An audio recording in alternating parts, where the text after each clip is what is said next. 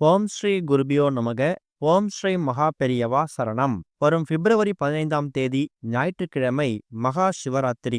இப்போ நாம சொல்லக்கூடிய இந்த ஒரே ஒரு வேர் உங்க கையில இருந்தாலே போதும், குடும்பத்துக்கே கோடீஸ்வர யோகம் கிடைக்கும். அது என்ன வழிபாட்டு முறைன்னு பார்க்கறதுக்கு முன்னாடி நம்மளோட வீடியோஸை இப்போதான் நீங்க ஃபர்ஸ்ட் டைம் பார்க்கறீங்கன்னா மறக்காம சப்ஸ்கிரைப் பண்ணிக்கோங்க. தொடர்ந்து இது மாதிரி அப்டேட் தெரிஞ்சுக்கிறதுக்கு பக்கத்தில் நோட்டிஃபிகேஷன் பெல்லை கிளிக் பண்ணி ஆல் அப்படிங்கிற செலக்ட் பண்ணிக்கோங்க. இப்போ மகா சிவராத்திரி அன்னைக்கு இந்த வேரை வைத்து என்ன பரிகாரம் செய்ய போறோம் அப்படிங்கிறத பத்தி தெளிவா தெரிஞ்சுக்கலாம். மாதம் மாதம் வரக்கூடிய சிவராத்திரிக்கு நம்ம பெருசா முக்கியத்துவம் கொடுத்து வழிபாடு நடத்துறது கிடையாது. அதுவே பிரதோஷத்துக்கு, வளர்பிறை பிரதோஷம், தேய்பிறை பிரதோஷம், இந்த இரண்டுத்துக்குமே நம்ம அதிக முக்கியத்துவம் கொடுக்கிறோம். ஆனா வருஷா வருஷம் தை மாதத்துல வரக்கூடிய தேய்பிறை சதுர்த்தசி திதி தான் மகா சிவராத்திரி. அதாவது சதுர்த்தி திதியையும் சதுர்த்தசி திதியையும் போட்டு குழப்பிக்க கூடாது. அப்படிப்பட்ட தேய்பிறை சதுர்த்தசி திதி இந்த வருஷம் நமக்கு பிப்ரவரி 15ஆம் தேதி ஞாயிற்றுக்கிழமை வந்திருக்கு. ஞாயிற்றுக்கிழமை மாலை சரியாக 5:51 ஆரம்பிக்கக்கூடிய தேய்பிறை சதுர்த்தசி திதி மறுநாள் திங்கட்கிழமை மாலை 6:26 வரைக்கும் இருக்கு.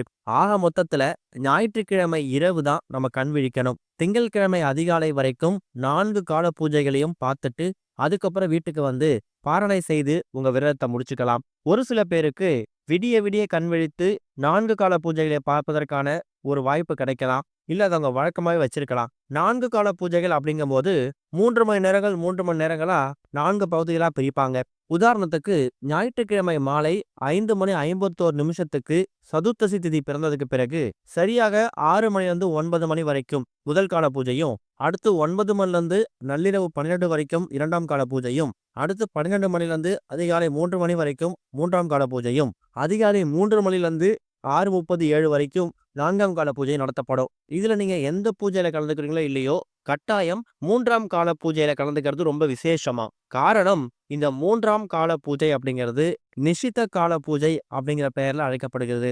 அதுல முக்கியமான காரணம், பார்வதி தேவி இந்த 3ஆம் கால பூஜையில கலந்துக்கிட்டு தான் சிவபெருமான் கிட்ட அவங்க வேண்டின வரத்தை வாங்கியிருக்காங்க அப்படிங்கிற மாதிரி பெரிய புராணங்கள்ல கதைகளே இருக்கு. அப்பேற்பட்ட சக்தி வாய்ந்த அந்த 3ஆம் கால பூஜையிலாவது கலந்துக்கிறதுக்கு முயற்சி பண்ணுங்க. ஞாயிற்றுக்கிழமை நீங்க பகல் முழுக்க சிவராத்திரிக்கான விரதம் இருக்கிறதுல எந்த பயனுமே கிடையாது. ஏன்னா இந்த சதுர்த்தசி திதி மாலை 5:51 தான் பிறக்குது. ஞாயிற்றுக்கிழமை முழுக்க உங்க இறைவழிபாட்டுக்காக ஒதுக்கிட்டு சரியா ஒரு 6:30 மணிக்கு மேல தாராளமா நீங்க கோவிலுக்கு போகலாம். இந்த வருஷம் மகா சிவராத்திரி வந்திருக்கக்கூடிய தொடர்ந்து 3 நாட்கள் விசேஷம். எப்படின்னு பாருங்களேன். ஞாயிற்றுக்கிழமை மகா சிவராத்திரி, அதுக்கு முந்தையதாக இருக்கக்கூடிய சனிக்கிழமை இருக்குல்ல, அன்றைய தினம் சனி மகா பிரதோஷம். ஞாயிற்றுக்கிழமை சிவராத்திரி முடிந்து வரக்கூடிய திங்கட்கிழமை சோமவாரம், அன்னைக்கு அமாவாசையும் ஆரம்பிச்சிடுது. இப்படி எக்கச்சக்கமான பலன்களை ஏற்படுத்தக்கூடிய அற்புதம் வாய்ந்த ஒரு தினம்தான் இந்த வருஷம் வந்திருக்கக்கூடிய மகா சிவராத்திரி. இது வரைக்கும் வாழ்க்கையில பெருசா சிவன் வழிபாட்டுக்கு முக்கியத்துவம் கொடுத்தது கிடையாது. அதே மாதிரி தெரிந்தோ தெரியாமலோ நாம செய்திருக்கக்கூடிய எல்லா விதமான பாவங்களும் விலகணும் அப்படின்னு நினைக்கிறீங்கல்ல, அவங்க எல்லாருமே சிவராத்திரி மகா சிவராத்திரி அன்னைக்கு கோவிலுக்கு போயிட்டு சிவபெருமானை தரிசனம் பண்றது ரொம்ப விசேஷம். அப்படிப்பட்ட நல்ல நாள்ல இப்ப நாம செய்யக்கூடிய ஒரு சில தாந்திரிக முறைகளும் பரிகார முறைகளும் நமக்கு பல மாற்றங்களை ஏற்படுத்தி கொடுக்கும். தாந்திரிகம் பரிகாரம் அப்படின்னு சொன்னாலே அதுக்கு நமக்கு சில பொருட்கள் தேவைப்படும். அப்படிப்பட்ட ஒரு அற்புதமான தாந்திரிக பொருள் ரொம்ப எளிமையா கிடைக்கக்கூடியது, எல்லோராலையும் ஈஸியா வாங்கிட முடியும். அதுதான் வெட்டி வேர். பெயர் தான் வெட்டி வேர். ஆனா தன ஆக்ரோஷ்ண மூலிகையில முதலிடத்தை பிடிக்கக்கூடியது இந்த வெட்டி வேர் தான். வெட்டி வேர் வாசனை எங்கெல்லாம் இருக்குதோ அங்கெல்லாம் துஷ்ட சக்திகள் நெருங்கவே நெருங்காது.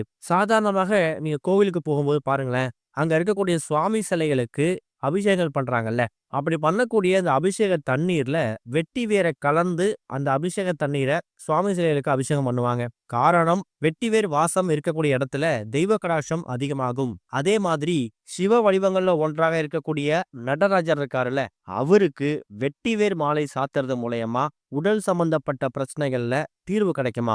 அப்படிப்பட்ட மகத்துவம் வாய்ந்த இந்த ஒரு வெட்டி வேற மகா சிவராத்திரி அன்னைக்கு இப்ப நாம சொல்லக்கூடிய 2 முறைகள் சொல்ல போறோம். அந்த 2 முறைகள்ல எந்த முறையை வேணாலும் நீங்க தாராளமாக பயன்படுத்திக்கலாம். இப்ப உதாரணத்துக்கு முதல் முறை ரொம்ப ஈஸியான மெத்தட். அது என்னன்னா, வெட்டி வேர் முதல்ல எங்க கிடைக்கும் அப்படிங்கிற கேள்வி வரும். நாட்டு மருந்து கிடைக்கல, நீங்க கண்ணை மூடிட்டு போலாம், தாராளமா கிடைக்கும். நிறைய பேருக்கு அதிர்ஷ்டவசமா அவங்க வீடு பக்கத்துல இருக்கக்கூடிய சூப்பர் மார்க்கெட்ல கூட இந்த வெட்டி வேரை பாக்கெட் பண்ணி விற்பாங்க.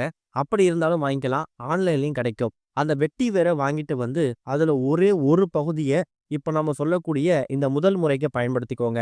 வீட்டோட பூஜை அறையில மகா சிவராத்திரி அன்னைக்கு, அதாவது ஞாயிற்றுக்கிழமை மாலை ஒரு 6 மணிக்கு மேல ராகு காலம் முடிஞ்சு சிவபெருமானுக்கான பூஜைகள்லாம் முடிச்சிடுங்க. அதுக்கப்புறம் சின்னதா ஒரு கிண்ணம், ஒரு கண்ணாடி பவுல் இல்ல ஒரு பீங்கான் பாத்திரம், எக்காரணத்தை கொண்டும் பிளாஸ்டிக் மட்டும் பயன்படுத்த வேணாம். மற்ற எந்த பூஜைக்கு சம்பந்தப்பட்ட பொருட்களை வேணாலும் பாத்திரத்தை வேணாலும் நீங்க பயன்படுத்திக்கோங்க.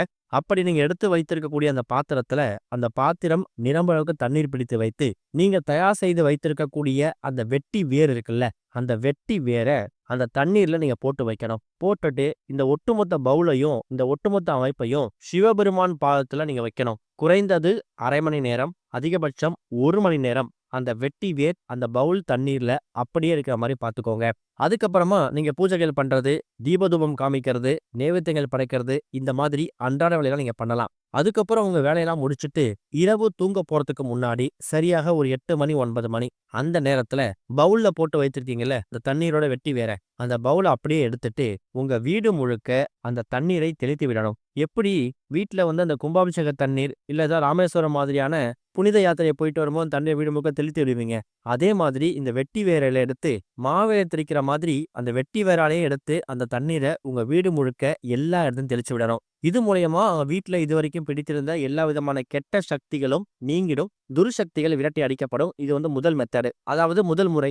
2வது முறையா எப்படி பயன்படுத்தலாம்? இந்த வெட்டி வேற 2வது முறையா பயன்படுத்துறதும் சுலபம் தான். முதல்ல வாங்கிட்டு வந்து வச்சிருக்கக்கூடிய வெட்டி வேற பூஜை அறையில வச்சிடுங்க. தண்ணியில போட வேணாம். அதுக்கப்புறமா சிவபெருமான் பாதத்துல ஒரே ஒரு ரூபாய் நோட்டை வச்சு எடுக்கணும். அது ரூ. 50, ரூ. 100, ரூ. 500 அது உங்க விருப்பம். ஆனா இந்த பரிகாரத்துக்கு பயன்படுத்தக்கூடிய ரூபாய் நோட்டை நீங்க திரும்பவும் செலவு பண்ண முடியாது. ஒரே ஒரு ரூபாய் நோட்டு, அது எவ்வளவு ரூபாய் இருந்தாலும் பரவாயில்ல. இன்னொரு பக்கம் உங்க கையில வெட்டி வேர் இருக்கும். இப்ப நீங்க வீடியோல பாக்குற மாதிரி அந்த வெட்டி வேர் ரொம்ப தடிமனாவும் இருக்காது, ரொம்ப மெல்லிசாவும் இருக்காது. நீங்க அந்த நூல் மாதிரி பயன்படுத்தலாம். சிவபெருமான் பாதத்துல வச்சு எடுத்திருக்கக்கூடிய அந்த ரூபாய் நோட்ல நீங்க தயார் செய்து வைத்திருக்கக்கூடிய அந்த வெட்டி வேர்ல ஒரே ஒரு பகுதியை எடுத்து அந்த வெட்டி வேர அந்த ரூபாய் நோட்டு இருக்குல்ல, அதை நல்லா சுருட்டிக்கணும். சுருட்டி அந்த வெட்டி வேரால கட்டணும். கட்டிட்டு இதை அப்படியே எடுத்துட்டு போயிட்டு பத்திரமா உங்க வீட்டோட பூஜை அறையில வைக்காம பீரோ லாக்கர் கல்லாப்பட்டில வச்சிடுங்க. இல்ல மாசம் மாசம் சம்பளம் வாங்கிட்டு வந்து நான் சம்பளத்தை இங்கதான் வைப்பேன்னு உங்களுக்கு ஒரு சென்டிமெண்ட் இருக்கும்ல, அது ஒரு அஞ்சரை பெட்டியா இருக்கலாம், இல்ல கல்லாப்பட்டியா இருக்கலாம், மணி பர்ஸா இருக்கலாம், இல்ல வீட்டோட குபேரமணியில வைக்கப்பட்டிருக்கக்கூடிய அந்த பீரோ லாக்கர் இருக்குல்ல, அங்க கூட வச்சுக்கலாம். ஆனா எக்காரணத்தை கொண்டும் பணத்தை சுருட்டி வெட்டி வேரால வச்சு கட்டிருக்கீங்களா, முடிச்சு போட்டிருக்கீங்களா, இத கூடுமான அளவுக்கு பயன்படுத்தாத மாதிரி செலவு பண்ணாத மாதிரி பாத்துக்கோங்க. அதுக்கேற்ற மாதிரி அடையாளமும் போட்டுக்கோங்க. வெட்டி வேர் சில நேரங்கள்ல நீங்க முடிச்சு போக உடையலாம், பரவாயில்ல. அதை அப்படியே எடுத்து வச்சுட்டு இன்னொரு வெட்டி வேர் எடுத்து அதே மாதிரி முடிச்சு போட ட்ரை பண்ணுங்க. பணத்தை சுருட்டணும். அந்த சுருட்டத்துக்கு மேல இந்த வெட்டி வேரை நீங்க சுத்தி வைக்கணும். அதுதான் முக்கியமான விஷயமே. நம்பிக்கையோட பண்ணுங்க. இப்படி பண்றதால பண வரவு உங்க பக்கத்திலேயே இருக்கும். பணம் வந்து உங்க கையில விட்டு போகாது. உழைப்புக்கு ஏற்ற ஊதியம் தேடி வரும். நம்பிக்கையோட பண்ணுங்க, நல்லதே நடக்கும். இந்த 2 மெத்தட்ல ஏதாவது ஒரு மெத்தட் ஃபாலோ பண்ணலாம். இல்ல 2மே ஈஸியா இருக்கு அப்படின்னாலும் 2மே பண்ணலாம், தப்பு கிடையாது. ஓம் ஸ்ரீ குருபியோ நமக. ஓம் ஸ்ரீ மகா பெரியவா சரணம்.